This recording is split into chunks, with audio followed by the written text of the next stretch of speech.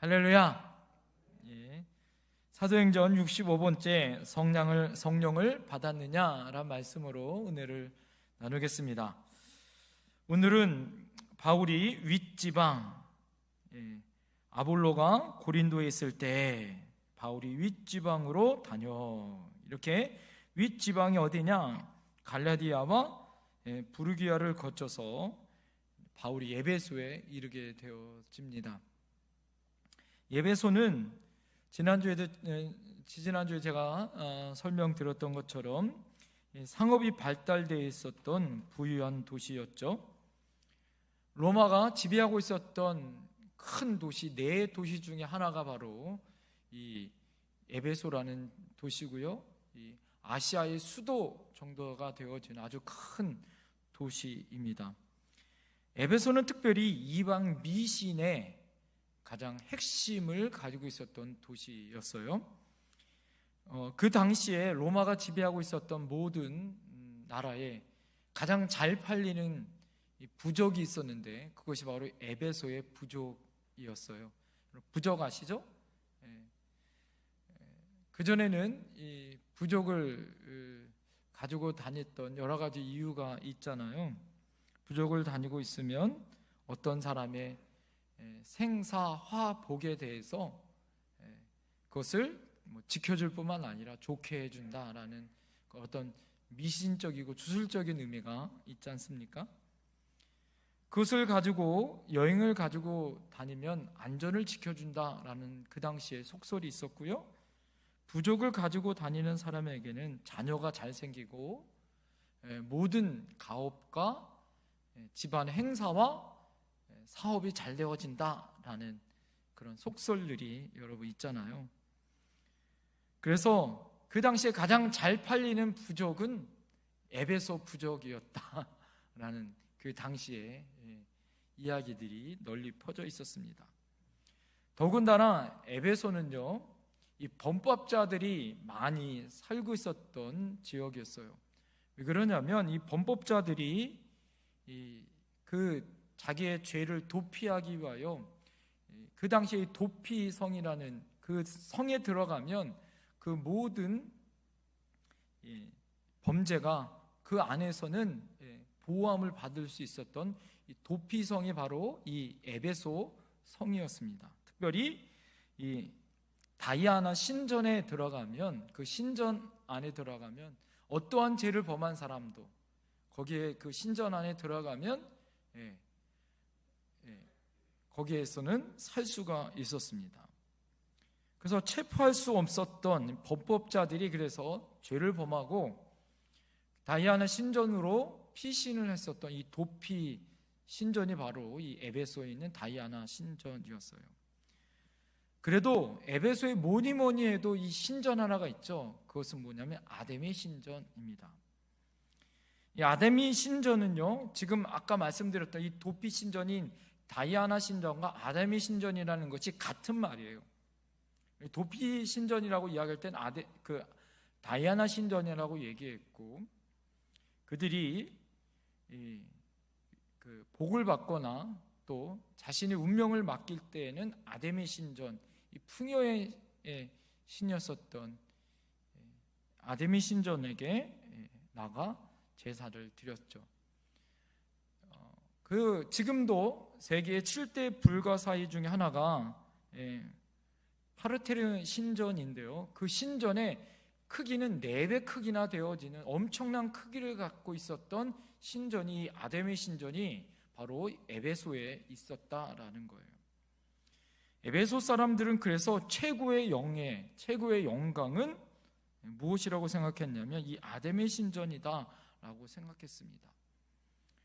로마 당시에 있었던 모든 나라들 중에는 로마 황제가 태양의 아들이었고 그 로마 황제를 섬기고 있었지만 그 당시에 있었던 지역에 있는 신들을 섬길 수 있도록 배려해 줬는데 아시아 지역에서 가장 큰 신전은 바로 이 에베소에 있는 신전이었었던 이 아데미 신전에서 사람들이 모두 다 우상을 섬기고 그리고 타락하는 가장 그런 지역이 바로 이 에베소 지역이었어요. 바울이 이 에베소 와서 오늘 보니까 어떤 제자를 만났다라고 얘기하는데, 이 어떤 제자라는 말은 표준 세번역 성경에 보니까 몇몇 제자들로 이렇게 번역되어 있습니다. 일반적으로 이야기하면 그리스도인이다라고 말할 수 있는 거죠. 그러니까 이 에베소에 와 보니까 바울이 벌써 그리스도인들이 있었다라는 거예요.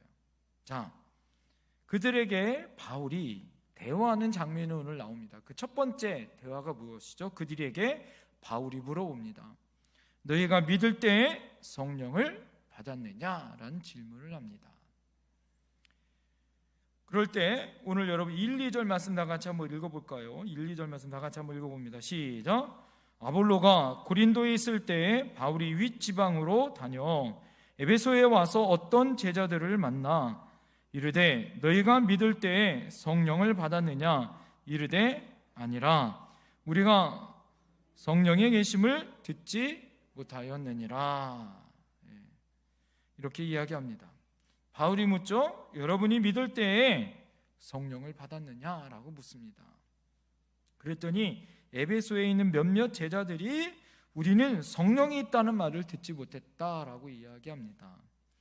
성령을 받았느냐고 물었는데 성령이 있다라는 말을 듣지 못했다라는 것을 보면, 여러분 성령에 대해서 그들이 듣지 못했다라는 것을 오늘 우리가 예상할 수 있겠죠.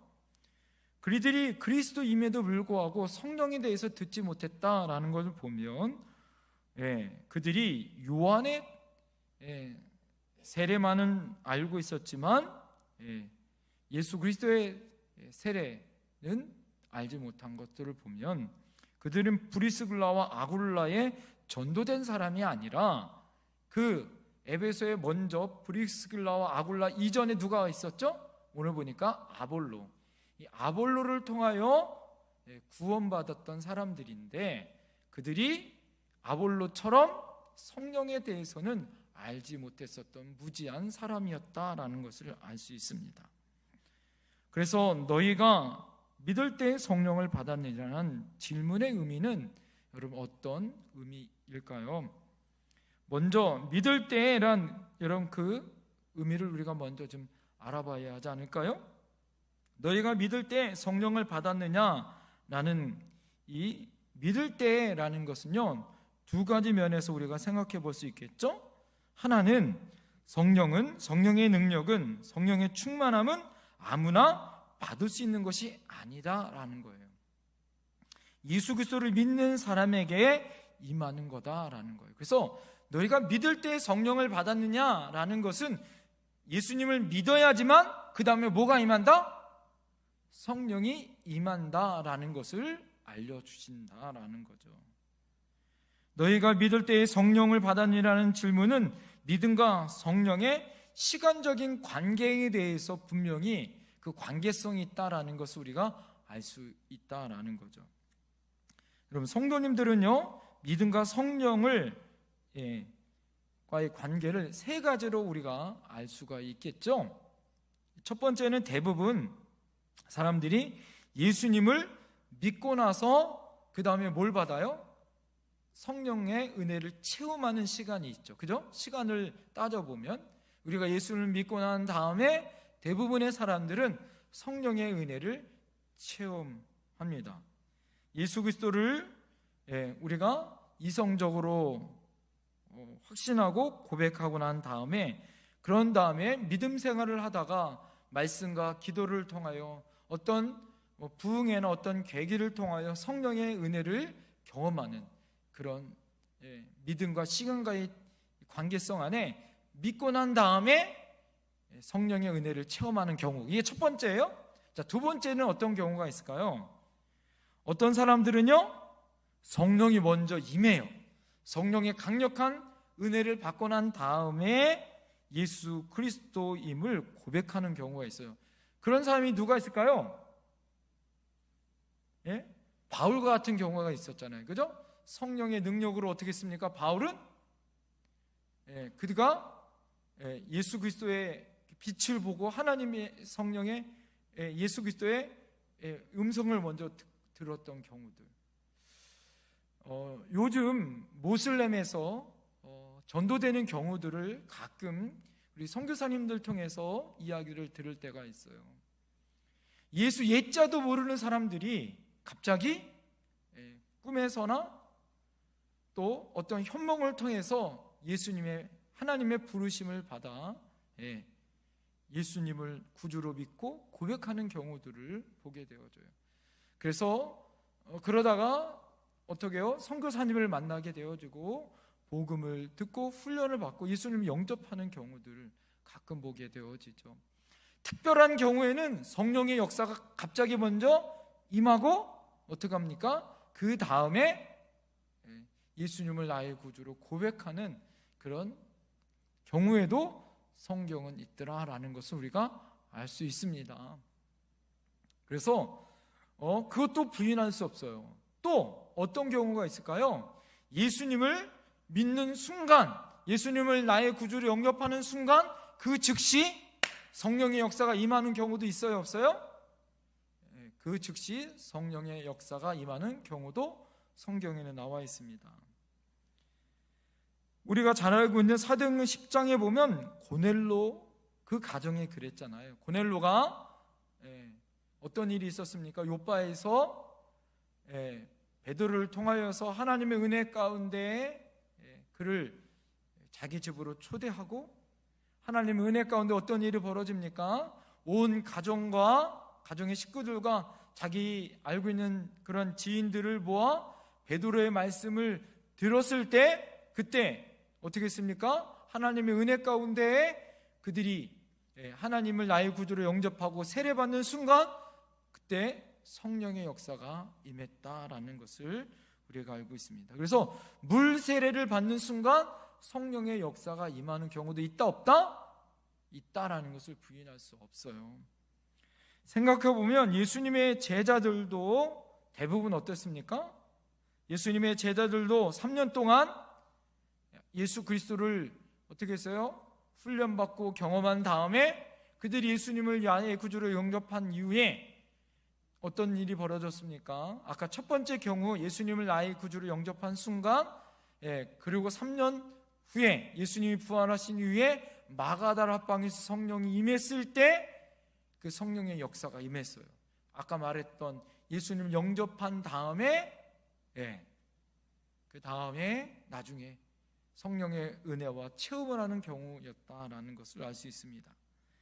자, 성령의 체험은 예수 믿고 나서 체험하는 경우도 있고 예수 믿기 전에 성령의 역사가 먼저 임하는 경우도 있고 세 번째 예수님을 영접하는 순간 성령의 역사가 임하는 경우도 있다라는 것을 우리는 부인할 수 없더라. 여러분, 성령의 역사는 그래서 얘가 믿을 때 시간적인 차이점으로 어느 것이 정답이냐라는 어떤 논쟁이 중요한 것이 아니라 오늘 여기서 핵심은 무엇일까요? 여기서 핵심은 무엇이냐? 바로 예수 믿는 사람들은 누구나 예수님을 믿고 나서나 예수님을 믿기 전에 성령 역사를 받거나 예수님을 영접하는 순간에 성령의 체험을 받거나 중요한 건 뭘까요? 반드시 예수님을 믿는 어떤 사람도 성령의 능력, 성령의 세례, 성령의 체험을 반드시 받아야 된다, 안 받아야 된다? 성령의 세례를, 성령의 체험을 반드시 해야 된다라는 것을 강조하고 있더라라는 거예요. 여러분, 예수님께서 아주 중요한 말씀을 그래서 우리에게 말씀하셨죠. 예수님께서 부활하신 후에 40일 동안 제자들과 함께 있다가 승천하시기 전에 어떻게 했습니까? 통상 헤어지기 전에 가장 중요한 말씀을 하시잖아요. 예수님께서 제자들에게 어떤 부탁을 하셨습니까? 예루살렘을 떠나지 말고 내게 들은 바 아버지의 약속하신 것을 기다리라. 요한은 물로 세례를 베풀었으나 너희는 몇 날이 못되어 성령으로 세례를 받으리라. 할렐루야. 여러분, 예수님이 제자들에게 부탁하신 말씀이 그거예요. 너희가 요한의 세례를 받는 것, 그것도 중요하지만 몇 날이 못되어 뭐예요? 성령의 세례를 받으리라. 할렐루야! 이것이 중요하다라는 것을 예수님이 마지막 제자들에게 부탁하신 말씀이었다라는 거예요. 그래서 어떻게 해요? 예루살렘을 떠나지 말고 기다리라 라는 거예요. 너희가 세상 만방의 복음을 전하기 전에 너희들이 먼저 경험해야 될 것, 너희들이 받아야 할 것, 그래서 기다려야 된다라고 말씀하고 있어요. 너희들이 실패했었던 예루살렘을 떠나지 말고 그 실패했었던 장소가 어떻게 해요? 다시 역전하여 성령의 능력을 받을 수 있는 은혜의 장소가 될 것이다 라고 말씀해주고 있습니다. 제자들을 여러분 생각해 보세요. 제자들이 예수님의 가장 가까운 지근거리에서 예수님에게 배웠고요, 그 예수님의 은혜와 예수님의 기사와 이적과 물이 포도주로 바뀌고 죽은 나사로가 살아나고 물고기 2마리 보리떡 5개가 5,000명을 먹고 남는 기적의 역사를 경험했고, 부활의 주님을 경험했었던 그들이 눈으로 보았고 손으로 만져보지 않았어요? 그죠? 그런데도 그런 주님을 그들이 어떻게 했습니까? 결국에는 그런 눈으로 보고 손으로 만지고 그랬었던 그들도 고향 땅으로 돌아가는 그런 안타까운 상황을 보게 되어지지 않나요? 여러분, 우리가 믿는다는 것이 귀로 듣고 눈으로 본다고 손으로 만진다고 믿음이 다냐? 그래도 결국에는 어떻게 해요? 모든 거 다 내려놓고 고향으로 돌아가는 그런 어리석은 그런 사람들이 바로 누구예요? 제자들과 같은 우리의 모습 아닐까요? 예루살렘을 떠나지 말고 기다리라고 주님이 그렇게 부탁하셨음에도 불구하고 결국엔 어떻게 했습니까? 그들이 주님의 부탁하신 그 말씀을 저버리고 예수님의 승천하시는 모습을 봤음에도 불구하고 어떻게 했습니까? 고향으로 돌아가는 어리석은 그들 아니었어요? 사랑하는 성도님들, 그들에게 예수님의 십자가와 부활의 신앙이 없었을까요? 3년 반 동안 그들이 예수님의 기사와 이적을 보았고 하나님의 말씀, 그 말씀을 예수님의 설교를 통하여 직접 들었었던 생생한 은혜와 능력을 경험했었던 그들 아니에요? 어지간한 그런 모든 말씀들, 그것들을 그들이 경험하고 알았던 그들 아니에요? 우리도 마찬가지 아니겠어요? 우리도 수십 년 교회 다녔고 주일마다 하나님 말씀을 듣고 봉사도 열심히 하고 예수 믿는다고 열심히 봉사도 하고 전도도 하고 기도도 하고 매일 말씀도 읽고 큐티도 하고 성경도 쓰고, 이만한 믿음은 나 혼자 가져도 나는 흔들릴 것이 없다라고 장담하고 있는 그 믿음 아닙니까? 그런데 예수님은 그래 됐다, 이거만 됐다라고 주님은 그렇게 말씀하지 않았다라는 거예요. 주님은 뭐라고 말씀하셨습니까? 기다려라, 그리고 너가 반드시 성령의 세례를 받아야 한다라고 성령을 강조하고 있습니다. 몇 날이 못 되어 보혜사 성령이 너희에게 임할 거다라고 말씀하고 있습니다. 그리고 제자들이 어떻게 했습니까? 다시 그들이 떠났었던 그 예루살렘에 모여 마가 다락방에 모여서 120명의 사람들이 전심으로 모였어요. 기도하였습니다. 할렐루야! 열흘 동안 그들이 할 수 있었던 건 뭐예요? 예수님의 말씀에 순종하여 성령의 임재를 기다렸습니다. 예수 믿는 것 자체가 중요한 것뿐만 아니라 성령의 역사가 필요하다라는 그 말씀에 순종하여 어떻게 했어요? 성령을 기다렸습니다. 그랬을 때 놀라운 역사가 임했죠. 어떤 일이 벌어졌습니까? 우리가 잘 알듯이 그들이 예수님을 따랐고 십자가에 못 박혀 죽으신 예수님, 부활하신 주님은 눈으로 보았고 손으로 만졌고 귀로 들었고 이제는 그 믿음의 역사가 진짜 믿어지고 그것이 나의 능력으로 경험되어지는 성령의 은혜를 그들이 경험하더라라는 거예요. 사랑하는 성도님들, 믿음이 뭘까요? 우리가 들었고, 믿음은 들으면서 나서 들었어요. 눈으로 보았어요. 손으로 만졌어요. 도마처럼. 그것으로 끝나는 것이 아니다라는 거예요. 예수님 거기에 무엇을 말씀하고 있습니까? 너희가 성령의 체험을 받으라라고 말씀하고 있습니다.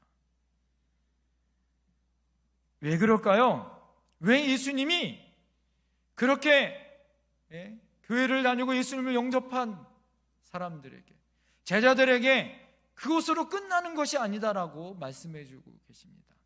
반드시 물 세례, 요한의 세례뿐만 아니라 성령의 세례를 받아야 한다라고 왜 그렇게 말씀하셨을까요? 오늘 말씀을 준비하면서 다시 한번 생각해 봤습니다. 왜 그럴까?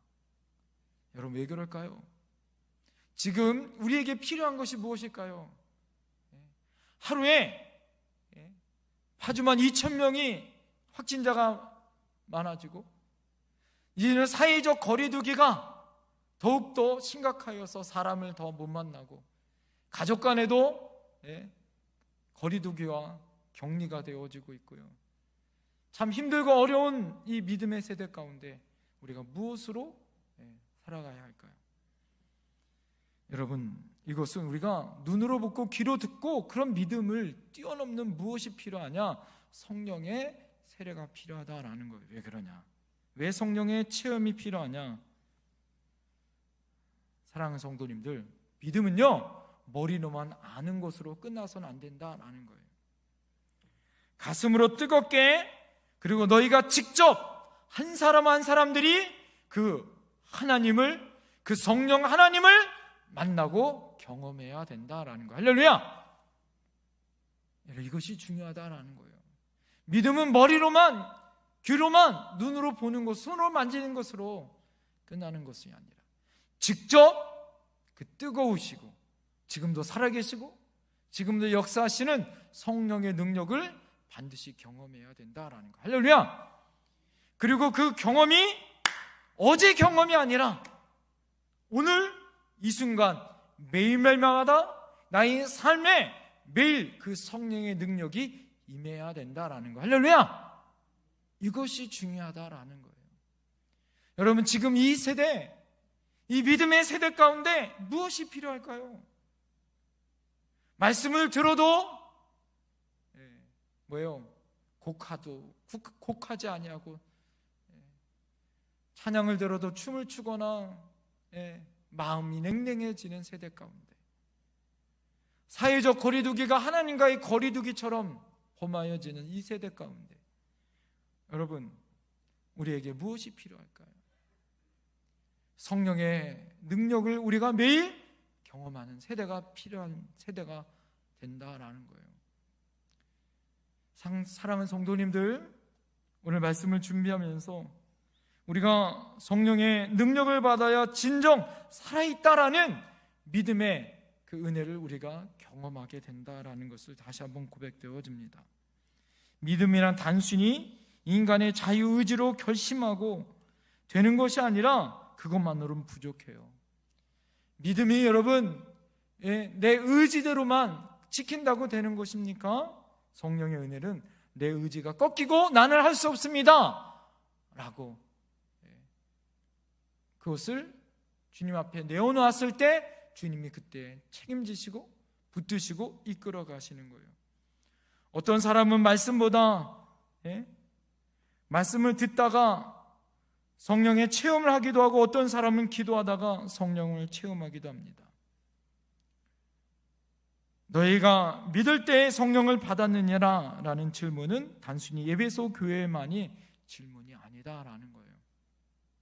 지금 이 순간 이 세대를 살아가는 우리들에게도 지금 마찬가지 질문을 하고 있다라고 생각되어집니다.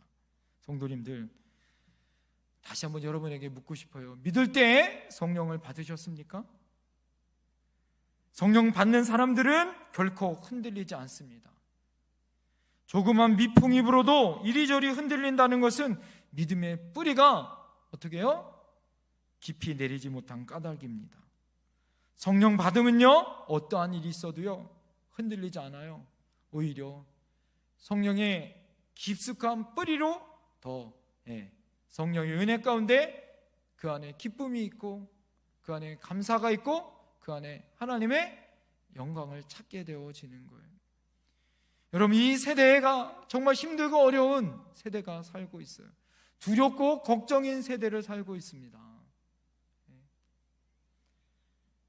지금 참 우리가 이제 3월달에 대선을 앞에 놓고 있지만 여러 가지 여러분 걱정과 어려움이 있습니다. 지금 또 지금 전쟁을 또 지금 우크라이나 지금 전쟁을 놓고 있고, 경제는 점점 힘들어지고 있고, 상황은 점점 좋지 않습니다. 말씀과 기도, 성령의 체험, 여러분 그것뿐만 아니라 우리가 성령의 삶으로 이 땅을 살아가는 그런 은혜로 살지 않으면 참 힘들고 어려운 세대에 우리가 살고 있다라는 거예요. 사랑하는 성도님들, 오늘 이 성령의 은혜가 이 바울의 질문 가운데 너희가 믿을 때에 성령을 받았느냐라는 이 질문에 우리는 성령이 있음도 듣지 못하였노라 라는 그들의 대답이 있죠. 자, 그럴 때 대답을 들었던 바울이 뭐라고 얘기합니까? 두 번째, 그러면 너희가 무슨 세례를 받았느냐라고 물어요. 오늘 여러분 3절과 4절 말씀 다 같이 한번 읽어볼까요? 3절 4절 시작. 바울이 이르되 그러면 너희가 무슨 세례를 받았느냐? 대답하되 요한의 세례니라. 바울이 이르되 요한이 회개의 세례를 베풀며 백성에게 말하되 내 뒤에 오시는 이를 믿으라 하였으되 이는 곧 예수라 하거늘. 너희가 무슨 세례를 받았느냐? 이 바울의 질문에 에베소 사람들은요 요한의 세례라고 대답합니다. 요한의 세례와 상대적인 여러분 질문이 무엇일까요? 그러면 예수님의 세례, 예수의 세례가 나와 있잖아요. 그러면 예수님의 세례와 요한의 세례, 요한의 세례와 예수님의 세례의 차이점은 무엇이고 연관성은 무엇일까요?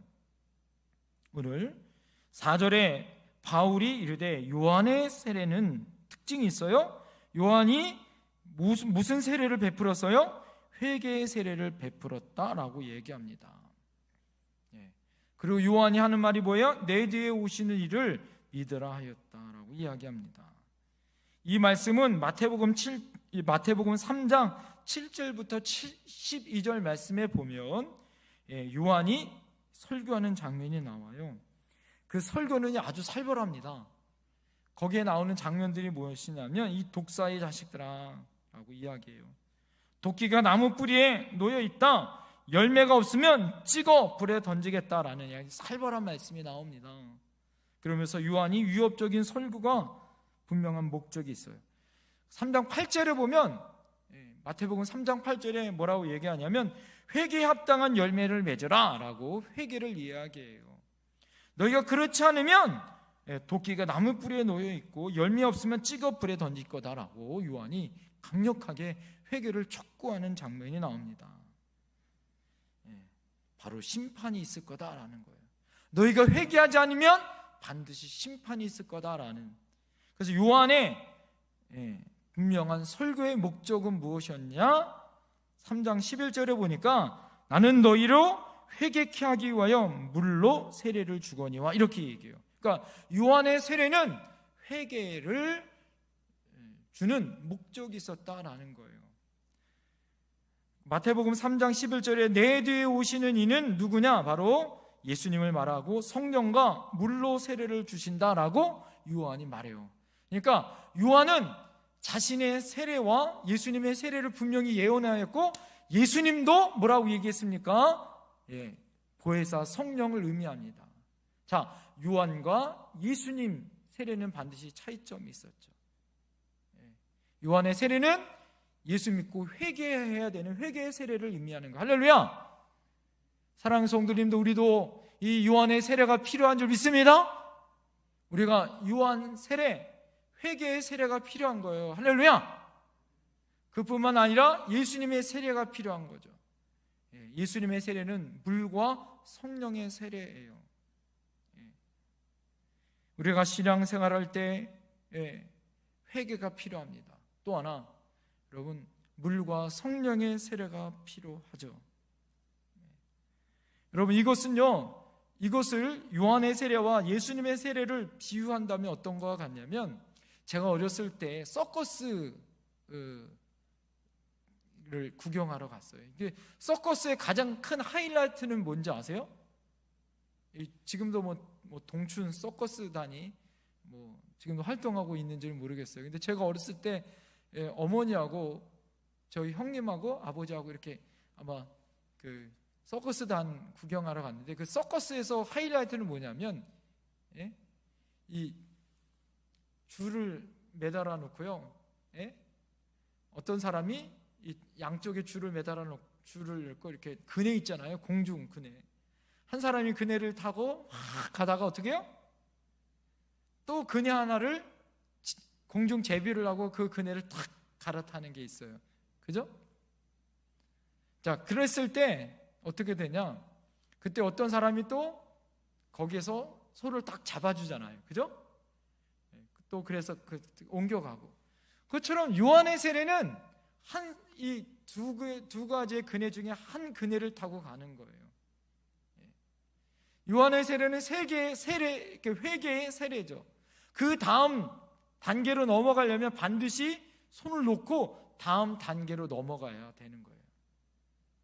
그래야 멋진 완성의 작품이 만들어지는 거죠. 요한의 세례는 회개의 세례로 한 그네를 타고 가요. 그 다음에 예수님의 세례, 물과 성령의 세례로 그 다음에 어떻게 해야 됩니까? 손을 놓고 넘어가야 되는 거예요. 신앙도 마찬가지예요. 회개로 넘어갈 뿐만 아니라 예수님의 세례, 물과 성령의 세례로 그 다음으로 넘어가야 되는 거다라는 거예요. 그럴 때 우리의 신앙이 완성되는 것입니다. 회개란 여러분 이전까지의 삶을 잘못을 인정하고 그것을 청산하는 거예요. 그 다음에 어떻게 해요? 손을 놓고 이제는 예수님을 꽉 붙잡고 가는 회개에서 이제는 성숙의 단계로 넘어가는 거예요. 물과 성령의 세례로 살겠다라고 넘어가는 거예요. 요한의 세례가 회개의 세례였다면 예수님의 세례는 따라합니다. 구원의 세례, 확신의 세례, 성령의 세례, 바로 이 세례입니다. 그곳으로 넘어가야 하는 거예요. 회개만 계속하는 것으로 끝나서는 안 됩니다. 이제는 확신하고 이제는 성령의 능력으로 넘어가야 하는 거예요. 간혹 어떤 분들은 이렇게 얘기합니다. 예수님을 나의 구주로 했으면 됐지 내가 굳이 세례 받을 필요 있냐? 아니에요. 여러분, 그것은 굉장히 중요한 것입니다. 왜 그럴까요? 왜 그러냐면 이거와 같은 거예요. 내가 한 여자와 한 남자와 내가 사랑해요. 그리고 그냥 동거하고 살면 됐지 굳이 결혼식 할 필요가 있냐라는 거와 같은 거예요. 결혼식이 중요해요? 안 중요해요? 중요합니다. 왜 그렇습니까? 이 두 사람이 서로 사랑해요. 사랑하는 것을 모든 양가 부모와 증인들 앞에 이제는 부모와 모든 지인들 앞에 사랑을 고백하고 서로 부부가 된다라는 것을 공포하는 거예요. 세례는 바로 그겁니다. 그 외적인 표징이에요. 내가 이 사람과 부부로 사랑하고 평생 백년가약으로 함께 살고 함께 부부의 연을 맺고 살겠다라는 외적인 표징의 바로 결혼이죠. 그것처럼 세례라는 것은 주님과 평생 동안 내가 주님을 모시고 살겠다라고 고백하고 있는 외적인 표징이에요. 평생 주님과 살겠다라고 약속하고 있는 동시에 내 구주됨을 고백하고 있는 그런 구체적인 증표가 바로 세례입니다. 그리고 나서 어떤 일이 벌어집니까? 마지막 세 번째 따라합니다. 세례 주고 안수함에 성령이 그들에게 임했다. 자, 오늘 여러분 잘 보세요.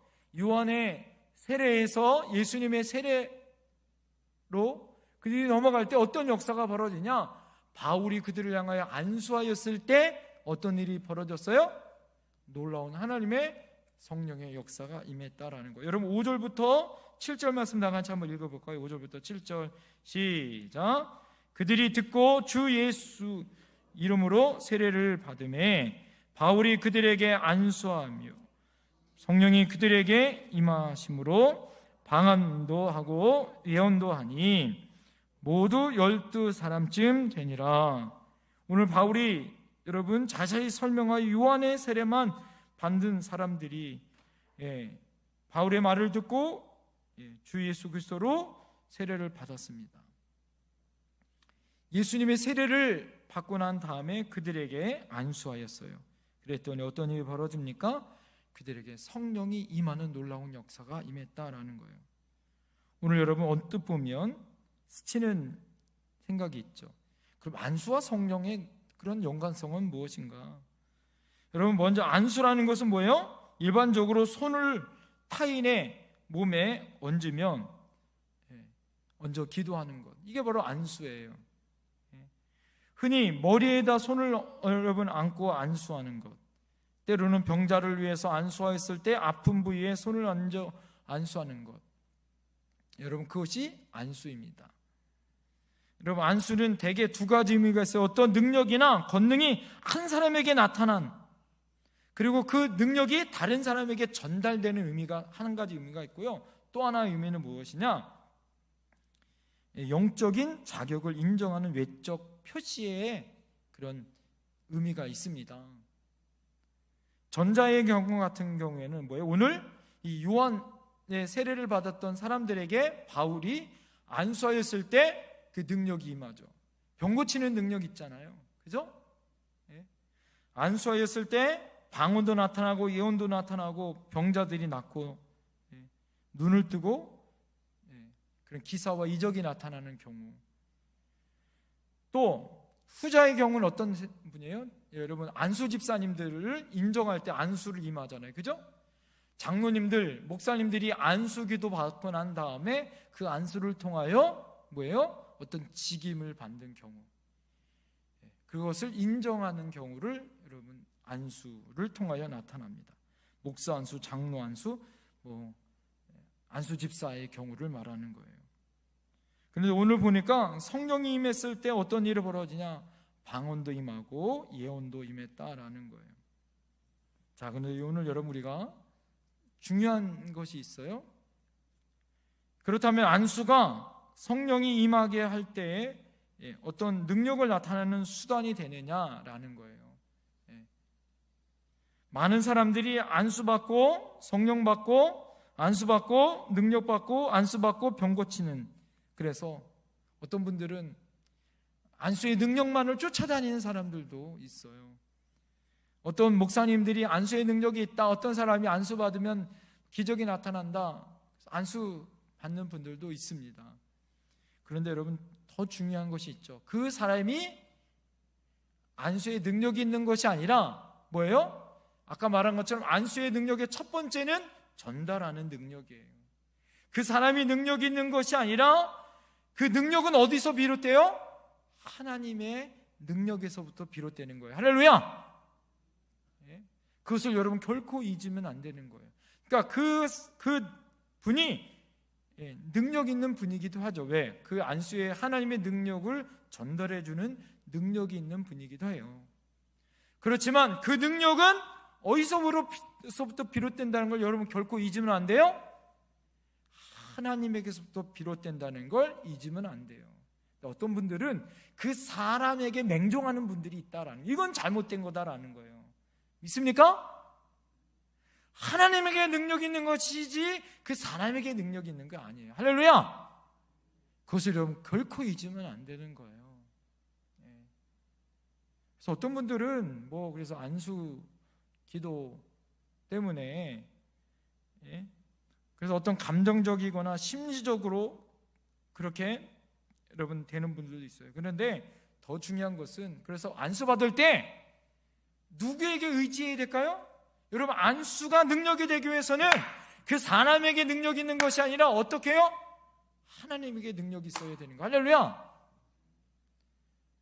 제가 전에 있던 교회 저희 모시고 있었던 목사님이 전국 권사에, 우리 교단 전국 권사에 집회를 인도하실 때 부교육자들이 한 2박 3일인가요? 집회 때마다 가서 안수기도를 했어요. 줄을 딱 세워놓고 하면은 안수기도 막 하고 이제 줄을 맞춰서 가요. 그런데 막 분들이, 어떤 분들 이 손을 잡아, 자기 머리에다 이렇게 안수기도 하면 손을 잡아서 가야 되는데 막 손을 놓지 않는 분들도 있고 막 그래요. 간절한 마음은 있지만 그 간절한 마음 가운데 못 가요? 하나님의 그 안수를 받는 하나님의 능력이 나타난다는 것에 대한 것을 여러분 놓치면 안 되는 거예요. 그 사람에게 능력이 있는 것이 아니라 누구에게 능력이 있다? 하나님에게, 성령에게 능력이 있다라는 것을 결코 잊으면 안 됩니다. 안수하는 사람마다, 안수받는 사람마다 모두 마찬가지예요. 안수해 보면요, 저도 안수해 보면 어떤 사람은요 정말 안수할 때 손이 뜨거워, 능력이 나가는 그런 안수가 있고요. 어떤 분은요 차갑기도 하고 머리가 딱딱하고 냉랭한 분, 그런 안수도 우리가 경험하게 되어집니다. 전적인 뭐예요? 하나님의 의지와 하나님의 능력을 믿을 때, 안수할 때 하나님의 능력이 나타나요. 할렐루야. 제가 코로나19 때 참 안타까운 거 뭐냐, 우리가 금요 기도 때 안수하고 싶어도 안수를 지금 할 수 없는 상황이 되어져서 너무너무 안타까워요. 사랑하는 성도님들, 이것을 통하여 하나님의 은혜가 여러분 삶 가운데 기도할 때 여러분이 스스로 안수하셔도 돼요. 자녀들 여러분이 안수해 주어도 됩니다. 사도행전에 보면 안수할 때 하나님의 능력이 임했어요. 할렐루야. 여러분 이뿐만 아니에요. 안수할 때만 성령이 임한 것이 아니에요. 성령의 능력은 여러분 기도할 때도 성령이 임했어요. 할렐루야. 말씀을 들을 때도 성령이 임했어요. 찬양할 때도 성령이 임했습니다. 할렐루야. 성경을 읽을 때도, 성경을 쓸 때도 다양한 방법으로 어떤 정형화되고 도식화되어지, 그런 성령의 능력은 그렇게 임한 것이 아니에요. 성령의 역사는 지금도 2000년 전에 성령이 임했던 것처럼 지금도 임하고 있는 것을 여러분 믿으시기 바랍니다. 중요한 건 뭘까요? 너희가 그것을 믿느냐라는 거예요. 오늘 바울 사도가 우리에게 묻고 있습니다. 여러분, 너희가 성령을 받았느냐? 성령 받는 사람에게는요 두 가지의 결과가 나타나요. 따라하면 내적인 확신, 외적인 증거. 성령의 역사가 나타나면 내적인 확신이 있어요.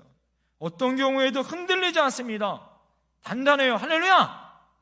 또 하나 외적인 증거가 나타나는 거예요. 성령 받으면 어떤 외적인 증거가 나타나요. 마음이 뭐예요? 감사가 나타나고 기뻐요. 할렐루야. 성령 받으면 그래서 기쁨이 나타나고 감사가 나타나요. 이게 증거예요. 그리고 뭐예요? 성품이 달라집니다. 행동이 달라져요. 할렐루야. 담대해집니다. 이런 역사가 우리에게 있을 줄 믿습니다. 여러분, 이 세대에 지금 무엇이 필요할까요? 성령의 세대, 성령이 필요합니다. 너희가 성령을 믿을 때에 여러분 이런 하나님의 역사가 나타날 줄 믿습니다. 오늘도 우리에게 이 어려운 세대 가운데 하나님, 우리가 성령 충만함, 믿음 충만함, 기쁨 충만함, 그 하나님 앞에 성령으로 이 어렵고 힘든 세대를 우리가 승리할 수 있게 소망합니다. 할렐루야. 우리가 기도했으면 좋겠습니다. 기도하겠습니다. 여러분, 이 시간에 우리가 뜨겁게 하나님 앞에 기도했으면 좋겠어요. 하나님, 오늘 우리에게 성령이 임하길 원합니다. 이 시대에, 마지막 세대에 성령이 나타나길 원합니다. 하나님, 우리의 가정 가운데, 우리 삶 가운데 성령의 증거가 저희 입술을 통하여 나타나는 저희들 되게 해달라고, 성령의 세대가 나타나길 간절히 소망합니다. 이 시간에 우리의 주연번의 책 우리 간절히 하나님 앞에 기도하며 나갑니다.